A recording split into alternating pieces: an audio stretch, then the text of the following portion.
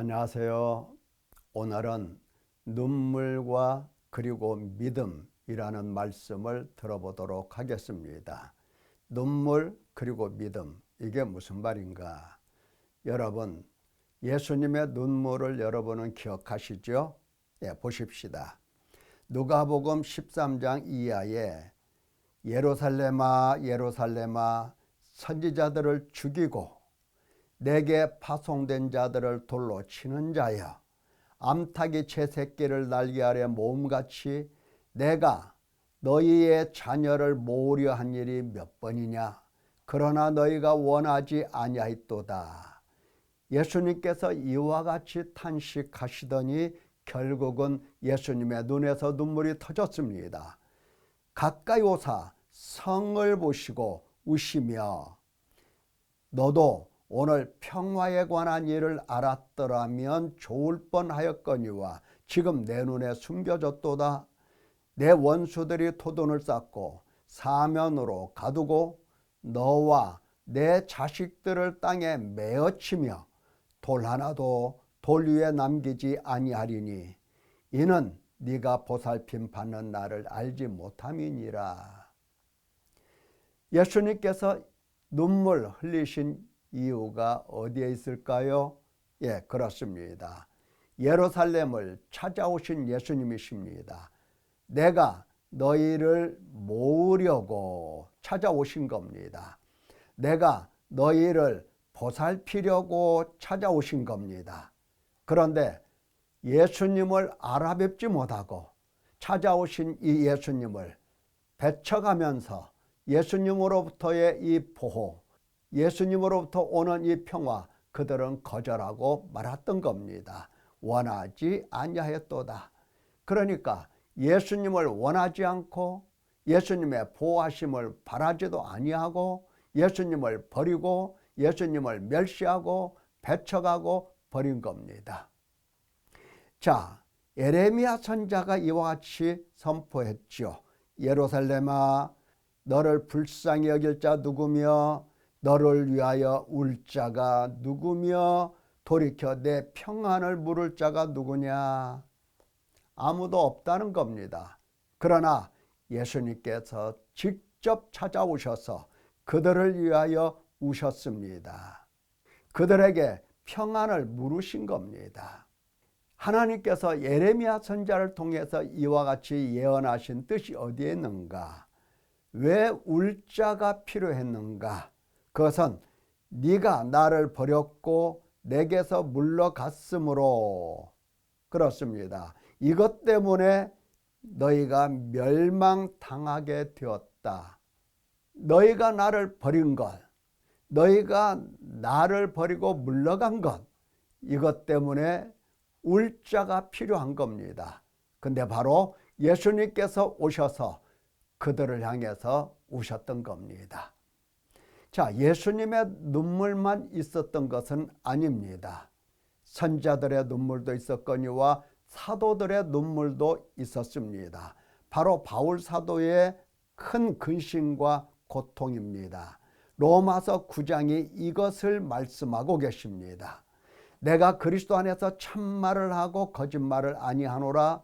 나에게 큰 근심이 있고 내 마음에 그치지 않는 고통이 있다. 이것은 내 양심이 성령 안에서 나와 더불어 증언하는 것이다. 내 마음속에 왜 이렇게 큰 근심 그리고 심한 고통이 있었느냐? 도대체 무엇 때문에? 내가 먹고 살기 힘들어서? 내 몸에 질병이 있어서? 아닙니다. 그것은 곧 나의 형제, 고륙, 친척, 다시 말하면 이스라엘 백성들, 유대인들을 생각하면서 그들이 하나님을 버리고 하나님을 멀리하고 하나님을 멸시하고 하나님을 배척하는 모습을 보면서 큰 근심과 고통이 있었던 겁니다.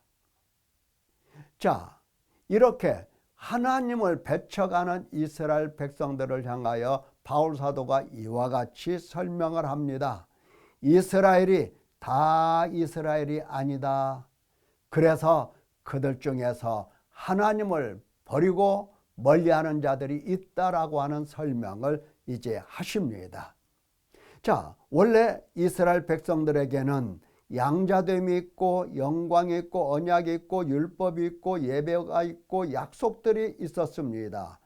조상들도 그들의 것이요 육신으로 하면 그리스도가 그들에게서 나십니다. 이 얼마나 영광스러운 일입니까? 세세에 찬양을 받으실 하나님이십니다. 그러나 이스라엘에게서 난 그들이 다 이스라엘이 아니다. 아브라함의 씨가 다 그의 자녀가 아니듯이, 또 육신의 자녀가 하나님의 자녀가 아니듯이 이삭으로부터 난 자라야 내 씨, 약속의 자녀가 씨로 여김을 받는 것이다. 이렇게 설명을 합니다. 바울 사도가 지금 무슨 말을 하고 싶어 하십니까? 누가 이스라엘 자손이냐? 다시 말하면 누가 하나님의 자녀이냐? 누가 하나님의 백성이고 누가 하나님의 자녀이냐? 오늘날 똑같은 문제가 남아있는 겁니다. 누가 하나님의 자녀이고 누가 백성이고 누가 구원을 받느냐 하는 것입니다. 자, 그것은 선택하심과 부르심, 하나님이 선택하시고 하나님이 부르신 자가 곧 하나님의 자녀가 되는 것이다. 이 말씀을 하고 싶어 하는 겁니다. 리브가 그 자식들이 아직 나지도 아니하고 선이나 악을 행하지 아니한 때 택하심을 따라 되는 하나님의 뜻, 행위로 말미암지 않고 부르시는 이로 말미암아 하나님의 자녀가 서게 된다. 하나님께서 야곱은 사랑하시고 에서는 미워하시지 않았느냐? 그러니까 하나님의 자녀가 누가 된다? 하나님이 선택하시고 하나님의 부르심을 입은 자들이 하나님의 긍휼과 불쌍히 여기심 안에서 하나님의 자녀가 되고 하나님의 백성이 되는 거다. 자기가 원한다고 해서 되는 게 아니고 자기가 열심을 내서 다른 박질 한다고 해서가 아니다. 오직 하나님이 긍휼히 여기셔야 긍휼히 여기시는 하나님으로 말미암아 하나님의 자녀가 되는 것이다. 자, 누가 내 백성이냐? 하나님이 멸하시기로 준비된 진노의 그릇을 오래 참으심으로 관용하시고 또 영광 받기로 예비하신 긍휼의 이 그릇, 하나님의 영광의 풍성함을 알려주시고 깨닫게 하신 바로 그 사람들이 내 백성이다. 이렇게 바울 사도가 설명을 합니다. 왜 이런 설명을 할까요? 그렇죠. 많은 사람들이 우리는 아브라함의 자손이야, 우리는 하나님의 백성이야 이렇게 생각을 했던 겁니다. 또 많은 사람들이 이 모세가 전하여 준 이 율법을 지켜 행함으로 인하여 하나님의 자녀가 되고 생명을 얻는다 이렇게 생각을 했던 겁니다. 물론 모세가 증거한 이 율법을 그야말로 다 행하여 지킨다고 할 것 같으면 생명을 얻는 것은 당연한 겁니다. 그런데 그들의 생각은 한참이나 모자랐습니다. 다시 말하면 할례를 받는다, 안식일과 같은 이 절기를 지킨다, 또 십계명과 같은 이 계명을 외적으로 지킨다, 이런 것들 때문에 하나님 백성이라고 생각을 했던 겁니다. 내적으로는, 내면적으로는 하나님의 율법을 지키지 않는 사람들이었습니다. 그들이 이와 같이 하나님의 율법을 행하지도 아니하면서 하나님의 백성, 하나님의 자녀라고 하니 눈물이 날 수밖에 없었던 겁니다. 그러니까 하나님께서 택하시고 하나님께서 부르신 바로 그들이 하나님의 자녀가 되는 것이고, 하나님은 이들에 대해서 불쌍히 여기시고 긍휼히 여기시고 오래 참으시고 관용하시고 그들에게 영광을 보여주시어 그들을 내 백성이라고 하시고 그들을 사랑한다 이와 같이 말씀하시는 겁니다. 그러니까 누가 구원을 받느냐? 이스라엘 자손의 수가 비록 바다 모래 같을지라도 남은 자만 구원을 받게 된다는 뜻입니다. 자, 그러면 누가 하나님의 자녀인가? 의를 따르지 아니한 이방인들이 의를 얻었으니 곧 믿음에서 난 의요. 의의 법을 따라간 이스라엘은 율법에 이르지 못하였으니 어찌 그러하냐? 그들이 믿음을 의지하지 않고 행위를 의지함이라. 예. 율법을 온전히 지키지도 못하면서 우리는 이 율법으로 말미암아 의로운 하나님 백성이야 이렇게 생각을 했던 겁니다. 자, 이스라엘 백성들의 문제가 어디에 있습니까? 자기 자신들의 이 행위를 의지함으로써 의로운 사람 됐다고 이야기를 하는 겁니다. 그래서 바울 사도는 이 이야기를 로마서 1장에서부터 시작을 했던 겁니다. 복음에는 하나님의 의가 나타나서 믿음으로 믿음에 이르게 한다. 그러니까 복음에는 하나님의 의가 나타났는데 하나님의 의가 나타난 것은 하나님의 신실하심, 이 신실하시고 충성스러우신 지속적이고 일관된 이 일로 말미암아 하나님의 의가 나타난 것이다. 그래서 오직 의인은 믿음으로 말미암아 살게 되었다라고 말씀을 하십니다. 율법으로 말미암는 의를 행하는 사람은 그 의로 사는 것인데 아무도 그 의의 법을 따라간 사람이 없고 율법에 이르지 못하였다 이렇게 말씀하고 계십니다.